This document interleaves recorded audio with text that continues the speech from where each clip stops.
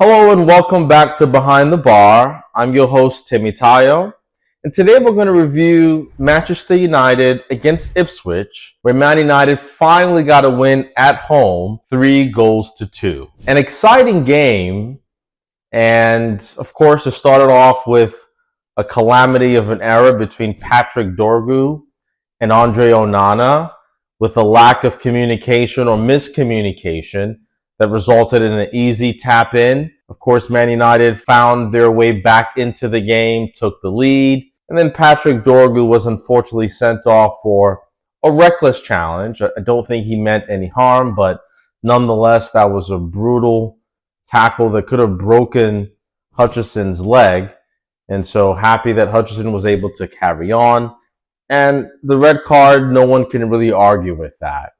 And of course, Ipswich immediately scored after that red card. And of course, you're thinking the worst at that point. But luckily, thankfully, Man United were able to put in a performance with 10 men in the second half and get the win over the line and take all 3 points, which I believe at this juncture, I think it's safe to say that relegation is no longer a worry. I think this win and this 3 points staves off relegation for good.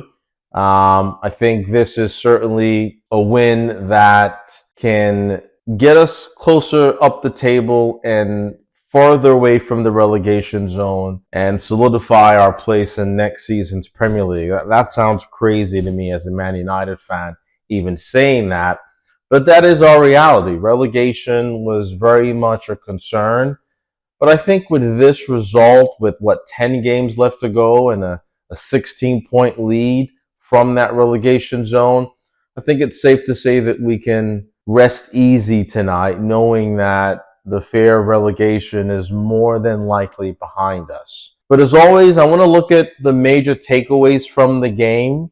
We're going to look at 5 things that we have learned having watched Man United beat Ipswich at Old-Trafford. And no other place to start than probably the most underrated player in the Premier League, in Bruno Fernandes. And he is Captain Fantastic. I mean, Bruno does everything for this team. And he's the one player that I think gets a lot of stick from rival fans, from pundits, whether it's his petulance, the fact that he moans and groans. But if we're taking his performances and what he means to this team, there's no doubt he is Captain Fantastic.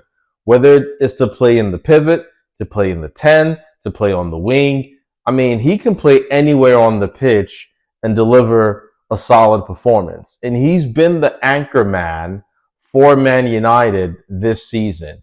Of course, Ahmad has helped carry some of that burden offensively, and he's now out for the season. And we've seen Bruno step in and fill that void, whether, again, like I said, he's playing in the pivot or playing further up the field. He always seems to have an impact and put the team on his back. And he did that today. He had a hand in every single goal, all 3 goals that were scored today, and really lifted this team when it needed it the most. And kudos and credit to Bruno Fernandes for being Mr. Consistent. When everyone else seems to have their head down, he steps up, and he's the player that United can rely on week in, week out.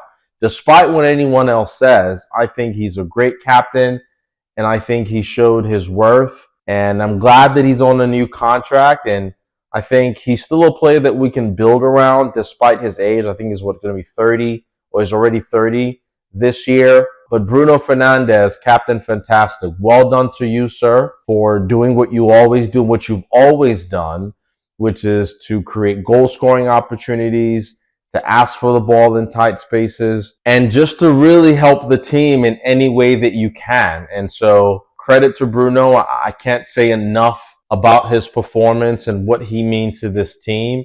And undoubtedly, he has been the MVP, especially since Ahmad has been out. Of course, an assist today to his name, but like I said, a hand in all 3 goals that were scored. And Bruno, continue to do what you do.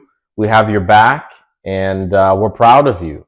Great job today. Continuing with the positivity, my second point, I think, is set pieces. Throughout this season, United have been abused and used on set pieces, conceding goal after goal from set pieces. We've talked about it on this show multiple times. It's been well documented that United have been one of the worst set piece teams in the league from a defensive standpoint, conceding goals from set pieces. And in the last 2 games, we've scored 5 goals from set pieces, which I think is credit to the set piece coach, credit to the team.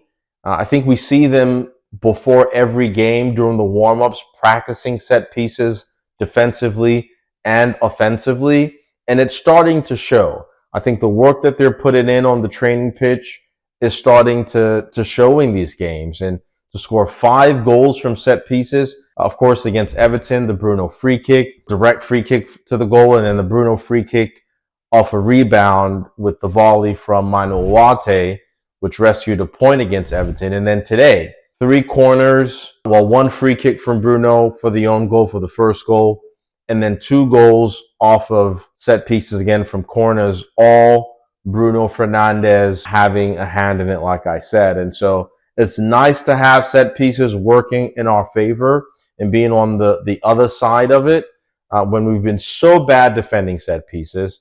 It's really great to see us using set pieces as an advantage, especially in a team that's struggling for goals. I don't think we've scored too many goals from open play, but if we can use set pieces, I mean, we've seen Arsenal rely on that this season. I mean, they can't score a goal right now, not even from set pieces. So we can see how that important can be, especially when you're struggling to score goals from open play. So credit to the staff, credit to the trainers who work on these set pieces. And like I said, great to see them come into fruition and having that affect the game from a positive standpoint. Third, this is more of a negative. I think we just have to talk about Andre Onana. Onana has been having a really bad season, multiple errors. That first goal, I'm not sure why he felt he needed to rush out. It looked like Dorgu had the situation under control. I think if he stays on his line there and allows Dorgu to deal with the situation, which he eventually did, it would have been a non-event. It would have been a non-issue. But yet, he comes out, tries to be a hero, it looks like, not reading the situation well, not giving Dorgu a shout, and it turned into a simple goal for Ipswich, which again put us on the back foot. And I think Onana needs to step his game up. I know there's going to be a lot of changes in the summer, and we've just spent, $50 million to bring him in. And in his second season now, he's continuing to have these moments of lapses in concentration where he's costing the team goals and points. Thankfully, today, we were able to recover from that error and still take all 3 points and win the game. But I think Onana needs to take a real hard look at himself in the mirror and just play your part.